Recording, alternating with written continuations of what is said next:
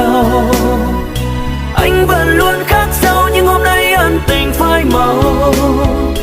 Còn gì nữa đâu và đành buông lời những câu ta phải xa rời nhau như hoa kia dần úa màu. Trong lòng buồn mỗi khi anh ngắm hoa những dòng lệ rơi. Em giờ đang khác đi, anh biết chắc chắn sẽ không còn cơ hội. Đành vậy thế thôi, ân tình này vỡ đôi. Anh chúc em luôn nở nụ cười yên vui.